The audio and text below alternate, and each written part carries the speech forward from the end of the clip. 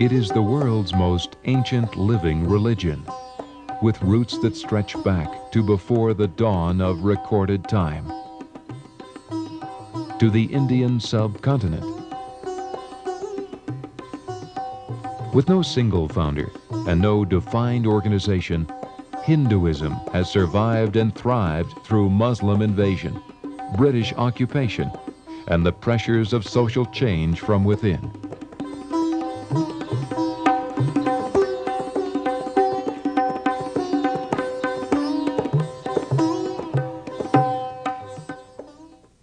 Hinduism was born of a civilization that existed nearly 5,000 years ago, around 3000 BC, in the Indus Valley of India.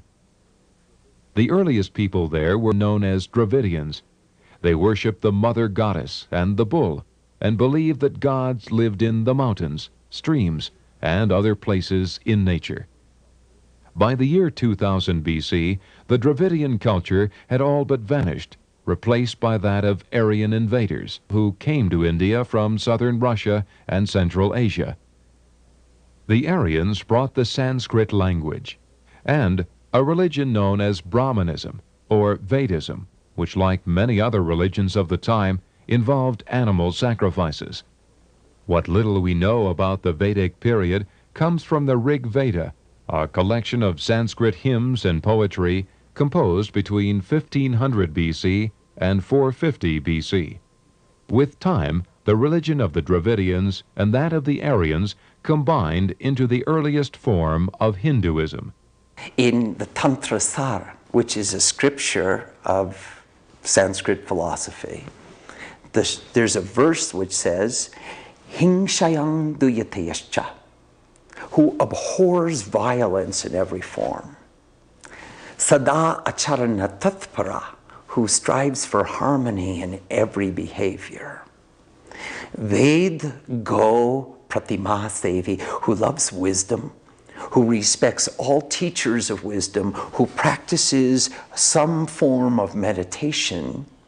Sa Hindu mukashabdavak, such a one may be said to be Hindu. The gods of Hinduism number in the millions, reflecting the infinite complexity of life. But this vast pantheon is seen as only the parts that make up the one divine being, known today as Brahman. Hindus believe in one God because the Vedas are saying, Ekam sad vipraha bahudha vadanti, that the truth is one, but scholarly people call him by different names. So truth is one, God is one, but we interpret, that aspect of Godhead differently. And nothing is wrong with that. So God is one, and He incarnates different time according to people's, need. So He is one, and He multiplies in different forms to comfort people.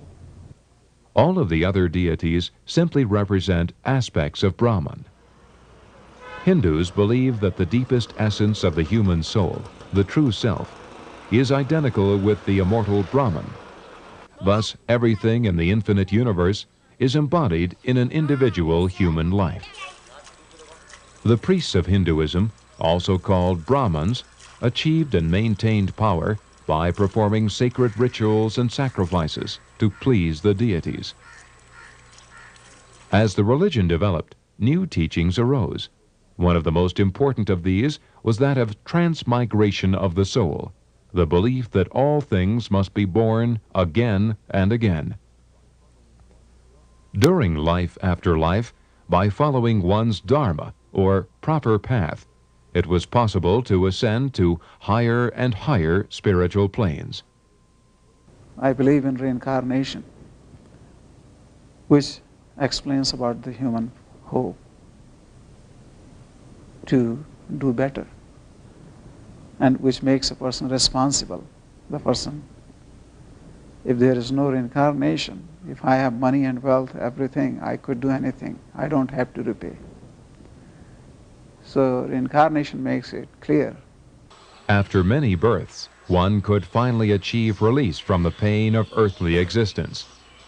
The harsh life of an ascetic or holy man represented the quickest way to achieve release. Many people, both Brahmins and others, left home and went into the forest to meditate, or wandered the roads of India, living a most austere life. Hinduism, as we know it today, developed between 600 BC and 300 AD. The earliest deities to appear were Shiva, represented here, and Vishnu, who grew out of earlier Vedic nature deities. Slowly, public sacrifice began to be replaced by private ritual called puja.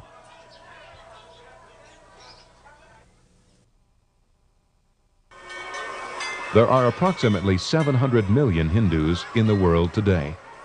Although most live in India, Hinduism has spread to many other countries. In India, where religion remains an important part of daily life, the most widespread religion is that of Hinduism. Many people begin their day by visiting a temple to do puja, to pray, to meditate, to make sacrifices of flowers, incense, food, or money to the deities. Meditation has a great role in a Hindu life, though not many people practice nowadays meditation due to lack of time and a lot of responsibilities. Their priorities have been shifted to modernization. Meditation is the practice of the skill of paying attention. And through practicing meditation, we learn how to learn. We learn how to love. We learn how to respect. We learn how to worship. We learn how to commune, how to become one with whatever it is that we choose to meditate upon. We learn how to enter into union. So meditation is not so much a practice of Hindu philosophy or religion as it is an essential ingredient for life. There are many places considered especially holy, and people go on pilgrimages to do their puja in these places. While most people in India have little material wealth by Western standards, their lives are enriched by their belief in God, as evidenced by their frequently performed spiritual practices. Among the most sacred features of the Indian landscape is the river Ganges. Hindus believe that this river poured from heaven to cleanse the earth of sin. Ganges is the purest river for Hindus, and it is said that if you take bath on specific days, so that will give you peace of mind and relieve you from the sins you may have accumulated. On the banks of the Ganges, no place is more holy than the city of Varanasi, also called Benares, one of the oldest continuously inhabited cities on the face of the earth. Established by Aryan settlers, it was a center of religious life over 3,000 years ago.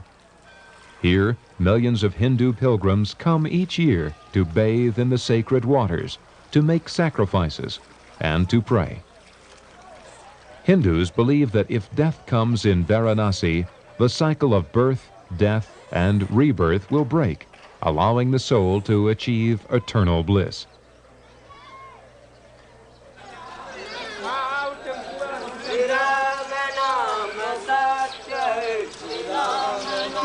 Here, one of the fortunate is carried to the riverbank to be cremated.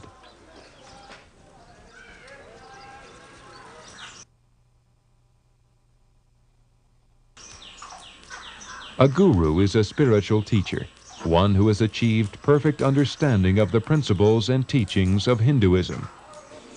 The guru has mastered the inner world of the spirit, and, as a realized being, has reached the top of the spiritual evolutionary ladder. Shamji, to me answer that. A guru is an example of what we want to become. A guru demonstrates to those who wish to see how to organize life with God in the center, and how to organize the rest of life so that God stays in the center. And the guru demonstrates to us how that can be done. So the guru creates the inspiration and the example. The meaning of the word guru is to take away the darkness. They illuminate the light. Actually, the syllable gu means darkness. Ru means who takes away the darkness or who illuminates the light. Without a guru, it's very difficult to get an inspiration. Now, how do we proceed in spiritual life? The guru can intensify an individual's spiritual practice, thus hastening their karmic journey. This young man, initiated into monkhood, will live the rest of his life in the service of his guru. The ceremony takes place in an ashram, the guru's home and spiritual center, outside the city of Varanasi. The guru gives his disciple a secret mantra to repeat while meditating, as the young man's mother looks on.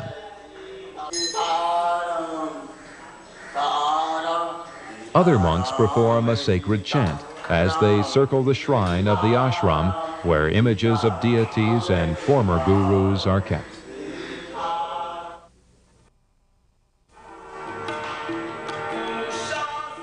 The Hindu temple is a place of personal contact with God. Temples are dedicated to specific deities, and each has a very individual character.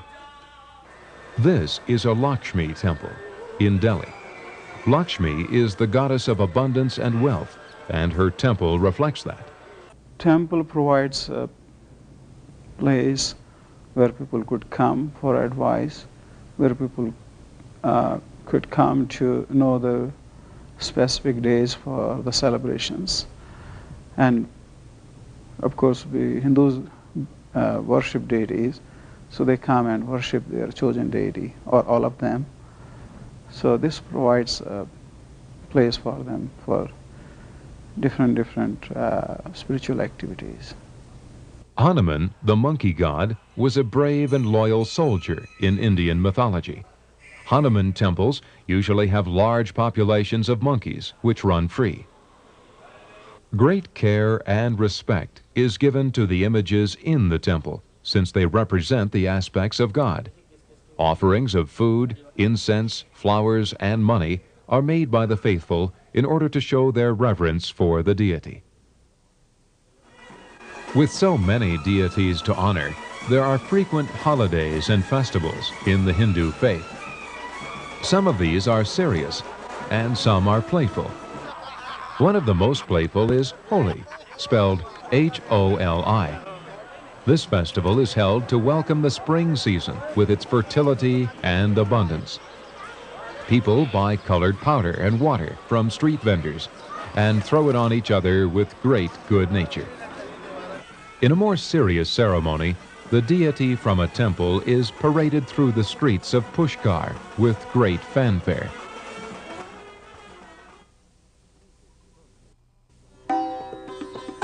Music permeates the practice of Hinduism. The sitar is one of the instruments most often associated with Hindu sacred music. It is descended from the veena, a three-stringed instrument associated with the goddess Sarasvati, the Hindu goddess of learning and the arts.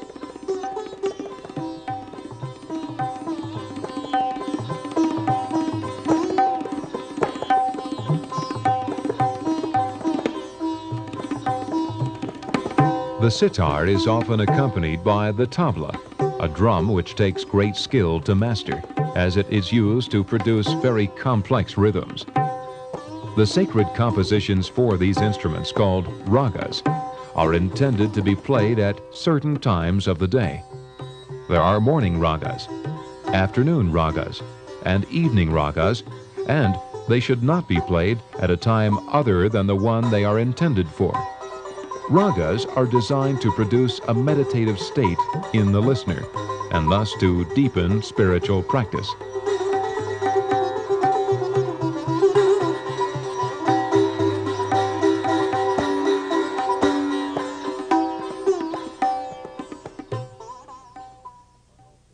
Chants honoring the names of God are also performed at different times during the day. Sunrise is a particularly auspicious or important time for prayer and chanting.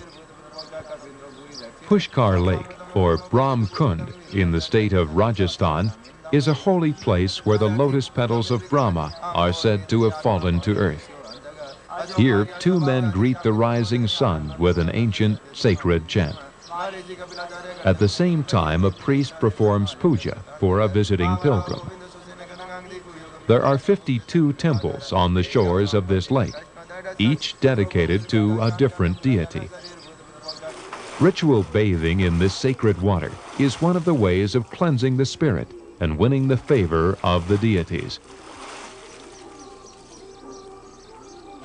Performing puja in a shrine such as this one is another. Many Hindu holy men or ascetics visit places like this as they wander through the countryside on their spiritual journeys. At the temples, they are always welcome and find food and shelter. In India, it is common for men, when their children are grown, to leave their homes and begin the life of a renunciant, one who has abandoned worldly life. These men may have had families and been businessmen or doctors or lawyers when they were younger, during the householder phase of their lives.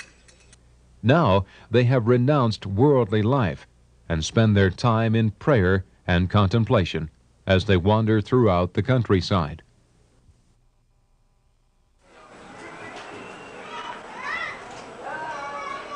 Hindus believe all life is sacred, so they generally are vegetarians, refraining from eating meat, and in some cases from eating any animal products.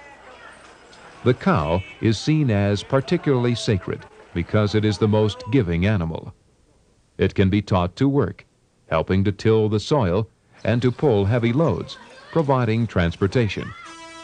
The cow gives her milk freely, providing a life-giving food, which can be used in many forms. Cows are therefore protected in India and are found in temples and on city streets, as well as on farms.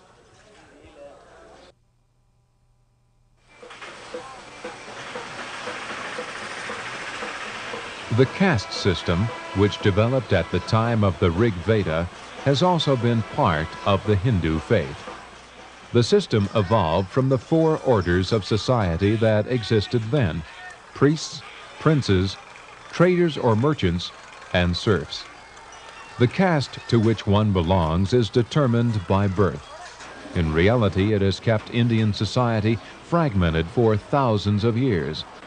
A person's caste is passed down from generation to generation and maintained by rules of marriage within one's own caste.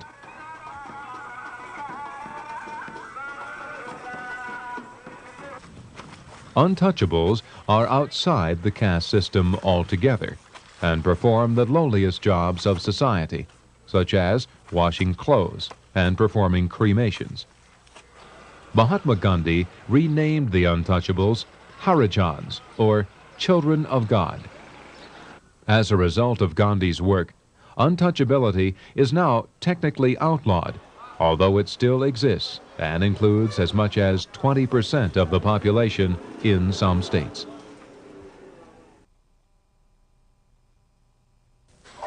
In 1000 AD, the first Muslim attack on India occurred. Muslim power was firmly established by 1192. It is a tribute to the resilience of Hinduism that it withstood the rule of the Muslim conquerors of India from the 11th to the 18th centuries. Hinduism and Islam are as incompatible as fire and water. To Muslims, the Hindu way of thinking was a mockery of the Islamic faith. Hindus worshiped thousands of different aspects of God in the form of idols. They worshiped cows. They followed the caste system. And they did not feel a need for converts, since they believed anyone not born a Hindu was excluded from the faith.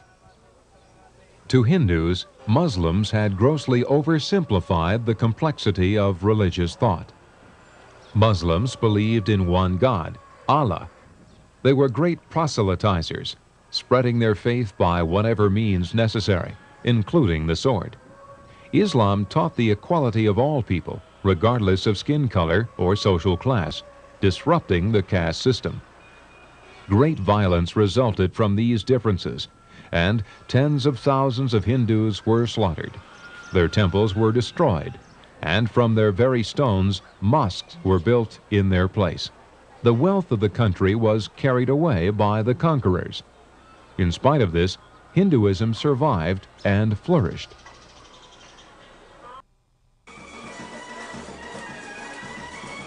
By 1800 AD, the beginning of the modern period, Indian culture had been greatly influenced by contact with the Western world. As a British colony, India had been exploited for her vast natural resources. This contact left the Indians subjugated and bitter.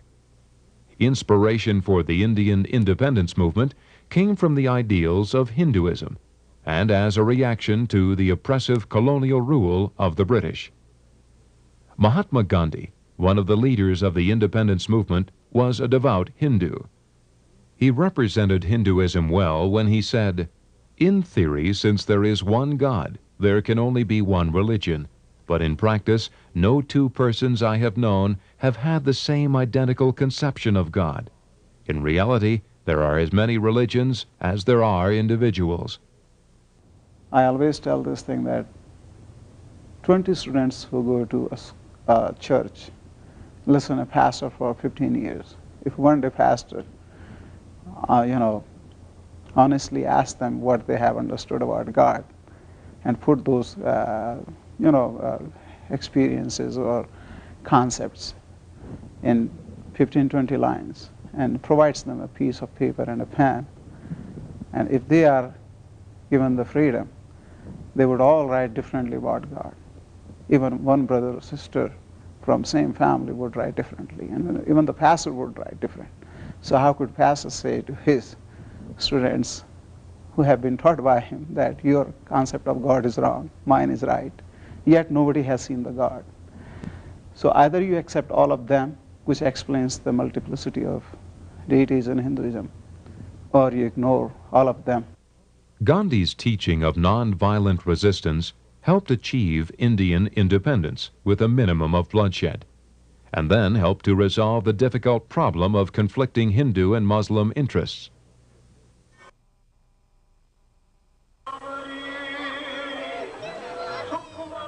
In a most unlikely development, the Sikh religion grew from Hinduism and Islam, rejecting some of the principles of both and synthesizing others. This new religion developed in the northern state of Punjab in the 15th century. Sikhism brings together the Muslim concept of one God and the Hindu practice of following the teachings of a guru. The Sikh temple and religious services more closely resemble those of Hinduism, and Hindus have long regarded Sikhs as part of the Hindu religion. Sikhs themselves insist on separate recognition, and this has resulted in violence, including several political assassinations. Buddhism was also born out of the Hindu faith. The Buddha, which means the Enlightened One, was born a prince in India in 560 BC.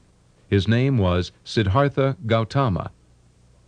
As a young man, he became disillusioned by the pursuit of comfort and pleasure. At the age of 29, he then renounced worldly life and became a holy man, wandering for many years in search of spiritual enlightenment. In his search, he came to the realization that enlightenment could be obtained without the harshness of an ascetic life. He founded Buddhism, the middle way, which teaches that the way to enlightenment is to be found neither in the pleasures of the world nor in the extreme mortification of the flesh, but on a more gentle path of compassion. The Buddha preached his first sermon here, in the Deer Park at Sarnath, near Varanasi. Hinduism is a complex and often misunderstood faith. It is as much a way of life as a religion. Hinduism's belief in the sacred nature of all life, and indeed of every part of the natural world, is of unequaled value and support to its followers at a time when there is a global crisis of both the spirit and the environment. With its great age and wisdom, Hinduism serves as a link between the past and the future. Its principles help to establish the world in an age of reawakening and healing.